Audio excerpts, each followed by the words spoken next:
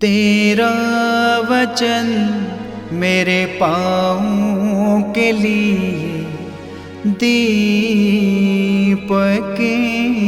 है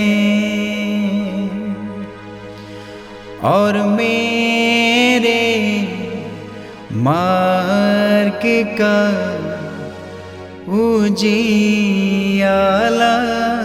है। तेरा वचन मेरे पाँवों के लिए दीपक है। पहला पाठ नबी मलाकी का ग्रंथ अध्याय 3 पद संख्या 1 से 4 तक। प्रभु परमेश्वर कहता है, देखो मैं अपना दूत भेजूंगा जिससे वह मेरे लिए मार्ग तैयार करे। वह प्रभु जिसे तुम खोजते हो अचानक अपने मंदिर आ जाएगा। देखो विधान का वह दूत जिसके लिए तुम तरसते हो आ रहा है। कौन उसके आगमन के दिन का सामना कर सकेगा? जब वह प्रकट होगा तो कौन टिकेगा? क्योंकि वह सुनार की आग और धोबी के खार के समान है। वह चांदी गलाने वाले और शोधन करने वाले की तरह बैठकर लेवी के पुत्रों को शुद्ध करेगा और सोने चांदी की तरह उनका परिष्कार करेगा। तब वे योग्य रीति से ईश्वर को भेंट चढ़ाएंगे और प्रभु परमेश्वर प्राचीन काल की तरह यहूदा और यरूशलेम की भेंट स्वीकार करेगा। ये प्रभु की वाणी है। ईश्वर को धन्यवाद। भजन अनुवाक्य। वह महाप्रतापी राजा कौन है? प्रभु ही वह महाप्रतापी राजा है। वह महाप्रतापी राजा कौन है? प्रभु ही वह महाप्रतापी राजा है। हे फाटकों, मेहराब ऊपर करो, ए प्राचीन द्वारों ऊंचे हो जाओ, महाप्रतापी राजा को प्रवेश करने दो। अनुवाक्य। वह महाप्रतापी राजा कौन है? प्रभु ही वह महाप्रतापी राजा है। वह महाप्रतापी राजा कौन है? प्रभु ही वह महाप्रतापी राजा है, सामर्थ्य, शक्तिशाली और पराक्रमी। अनुवाक्य। वह महाप्रतापी राजा कौन है? प्रभु ही वह महाप्रतापी राजा है। हे फाटकों, मेहराब ऊपर करो, हे प्राचीन द्वारों ऊंचे हो जाओ, महाप्रतापी राजा को प्रवेश करने दो। अनुवाक्य। वह महाप्रतापी राजा कौन है? प्रभु ही वह महाप्रतापी राजा है। वह महाप्रतापी राजा कौन है? वह महाप्रतापी राजा विश्वमंडल के प्रभु हैं। अनुवाक्य। वह महाप्रतापी राजा कौन है? प्रभु ही वह महाप्रतापी राजा है। दूसरा पाठ इब्रानियों के नाम संत पौलुस का पत्र अध्याय 2 पद संख्या 14 से 18 तक। पाठ का मूल संदेश है, ये आवश्यक था कि वो सभी बातों में अपने भाइयों के सदृश बन जाएं। परिवार के सभी सदस्यों का रक्त मांस एक ही होता है, इसलिए यीशु भी हमारी ही तरह मनुष्य बन गए, जिससे वो अपनी मृत्यु द्वारा मृत्यु पर अधिकार रखने वाले शैतान को परास्त करें और मृत्यु के भय से दासता में जीवन बिताने वाले मनुष्यों को मुक्त कर दें।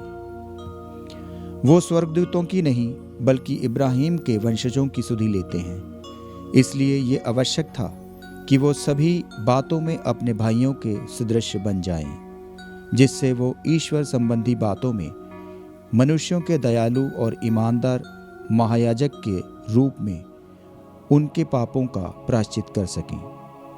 उनकी परीक्षा ली गई और उन्होंने स्वयं दुख भोगा, इसलिए वो परीक्षा में दुख भोगने वालों की सहायता कर सकते हैं। यह प्रभु की वाणी है। ईश्वर को धन्यवाद। जय घोष। हालेलुया। अनुवाक्य। हालेलुया। गैर यहूदियों के लिए ज्योति और तेरी प्रजा इस्राएल का गौरव। अनुवाक्य। हालेलुया। 2 फरवरी पवित्र सुसमाचार संत लूकस के अनुसार अध्याय 2 पद संख्या 22 से 40। जब मूसा की संहिता के अनुसार शुद्धिकरण का दिन आया, तब वे बालक को प्रभु को अर्पित करने के लिए यरूशलेम ले गए। जैसा कि प्रभु की संहिता में लिखा है, हर पहलौठा बेटा प्रभु को अर्पित किया जाए, और इसलिए भी कि वे प्रभु की संहिता के अनुसार पंडुकों का एक जोड़ा जहां कपोत के 2 बच्चे बलिदान में चढ़ाएं।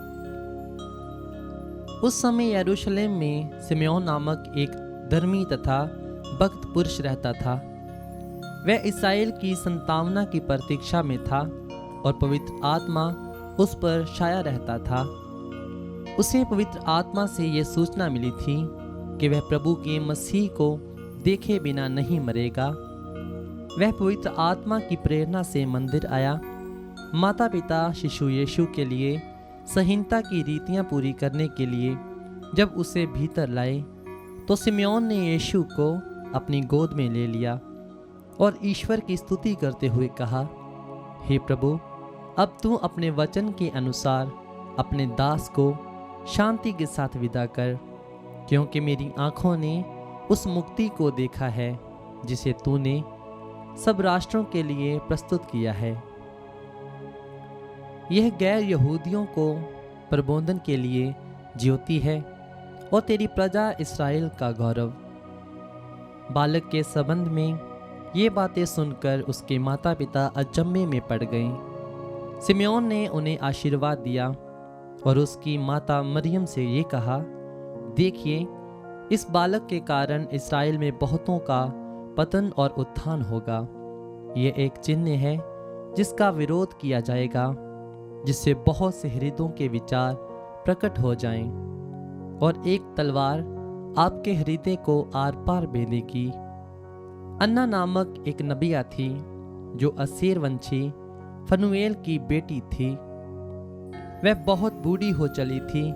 वे विवाह के बाद केवल 7 बरस अपने पति के साथ रहकर विधवा हो गई थी और अब 84 बरस की थी।